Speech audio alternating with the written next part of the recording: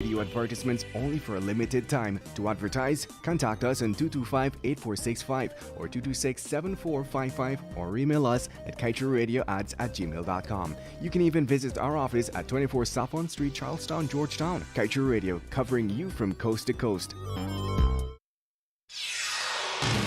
This is the news on top of the hour. Live from our studio in Georgetown. Kaieteur Radio, 99.1 FM.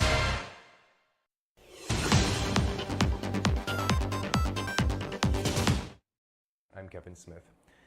33-year-old Ryan Wharton, a former research assistant with Kaieteur News and a resident of Canary Street, Tuckville, has confessed to being the mastermind behind Monday's armed robbery that took place at the establishment. He even implicated one of the on-duty security guards, 35-year-old Joshua Jr., in the crime. Jr. was seen on camera being held at gunpoint and forced into one of the rooms of the Kaieteur News office building on Saffron Street, Charlestown. But Wharton told investigators that it was all part of a plan. The former research assistant claimed that he and Jr. had planned the robbery with some other men on Sunday morning. Wharton provided an unlicensed gun to one of their accomplices, Ivor Belingi, also known as Wildlife, to carry out the stick-up, and borrowed a car from his cousin, 23-year-old Lemuel Grant. The mastermind even convinced his friend, a taxi driver, 36-year-old Harry Strongster, to go with them on the robbery. Wildlife, Strongster, and Wharton drove to Kaieteur News just after midnight and carried out what they had planned within 5 minutes. Wharton placed the gun and ammunition removed from the safe from Kaieteur News, along with the gun used in the robbery, firearm grips, and holster into a haversack, and gave them to his friend Collis Haywood at Tuckville. Investigators arrested all the suspects involved and recovered over $6 million, part of the stolen cash, the stolen pistol and ammunition, the broken safe, and the car used in the robbery. And now let's tell you, even though the Environmental Protection Agency is yet to give clearance to the gas-to-energy project, ExxonMobil said it started construction of the pipeline about 6 months ago and is expected to deliver gas to the government in keeping with its 2024 timeline. ExxonMobil's gas-to-energy project manager, Friedrich Crispin, made the announcement last Wednesday while providing an update on the venture at the Guyana Basin Summit. Crispin told conference delegates comprised mostly of foreign investors that the construction of the pipeline is expected to take 3 years, as outlined in the company's environmental impact assessment. Crispin added that the government's 300-megawatt power plant should also be completed by 2024, while the natural gas liquids facility should come on stream by the third or fourth quarter of 2025. The project manager was keen to point out it's an aggressive schedule, but it's one they are committed to meet their objectives. In other news, all stakeholders should have played a role in the planning of the Commission of Inquiry into the 2020 elections and the preparation of the terms of reference, so said Shadow Legal Affairs Minister and Member of Parliament, Senior Counsel Roysdale Ford. With the Commission of Inquiry for the 2020 elections set to commence next month, Ford expressed concern that not only were political parties excluded from the development of it and its business, but that the PPP, which also contested the last polls, had all the say in an exercise that affects all involved. Ford believes that this one-sided approach to the Commission of Inquiry by the PPP government puts the party in an advantageous position. And moving on, Director of Energy at America's Market Intelligence, Arthur Deakin, has acknowledged that while Guyana has established a legislative and regulatory framework to manage its oil revenues, a deeper analysis exposes that the checks and balances implemented are closely tied to the executive branch.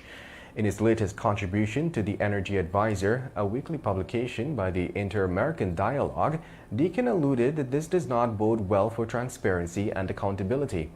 Expounding further, Deakin said Guyana has put in place the Natural Resource Fund legislation, which allows for a board of directors, an investment committee, and a public accountability and oversight committee.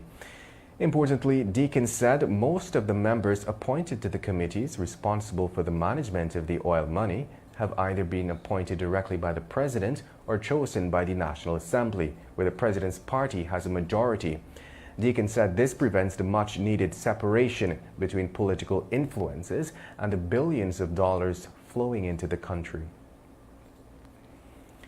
And just before we head to a short break, let's tell you that police on the east coast of Demerara are currently investigating the death of Michael Wilson of Sideline Dam, Golden Grove, who was fatally stabbed by his reputed wife yesterday. Reports are that the 40-year-old laborer and his 30-year-old reputed wife had a heated argument around 8 hours 15 on Monday, which later turned deadly. Information received revealed that Wilson and the woman were in a common law relationship and were living together for the past 2 years.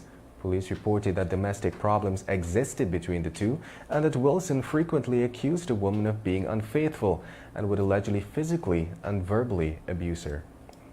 With the time now moving on.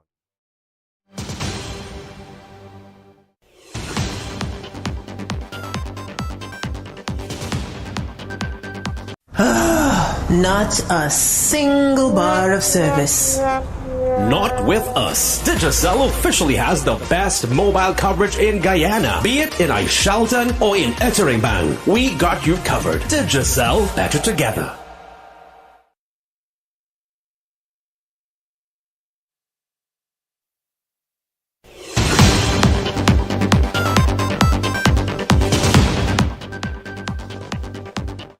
Welcome back. Continue with the news.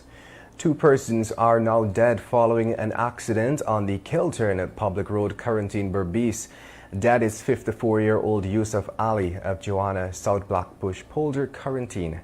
The second victim, who was reportedly driving the bus, has not been identified. Reports are that on Sunday at about just after midnight, Ali was the passenger in a minibus owned by him, while the man who has not been identified was the driver.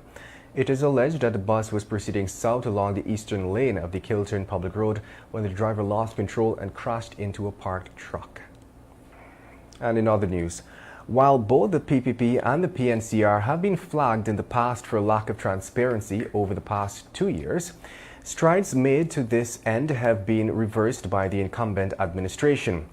This is according to the president of the Guyana Institute for Transparency, Inc., or TIGI, Frederick Collins, who noted that citizens are even now afraid to speak out against corruption due to possible consequences. Guyana, during the year 2021, dropped 2 points on the Transparency International Corruption Index, meaning that corruption in the country's public sector climbed after a full year under the PPP government. When the PPPC demitted office back in 2015, the country was scoring below 30 points. During the years of the APNUAFC, that score steadily improved, reaching 41. However, in the latest ranking by Transparency International, a global coalition against corruption, Guyana's performance dropped from 41% in 2020 to 39% in 2021. And moving on, 5 months after members of the Guyana Public Service Cooperative Credit Union signed a petition demanding a special general meeting where they were expected to vote out of the majority of the agency's management committee, the organization has finally issued a notice to host the forum on October 24th. The notice comes after a High Court judge ordered the Committee of Management to adhere to the members' demands by issuing a notice within 10 days of the ruling. Once more than 25 credit union members sign a petition, the COM is legally required to have the meeting, but had denied the members the opportunity. The special general meeting will be held at the New Central High School on Princess Street, Georgetown on October 24th from 8 a.m.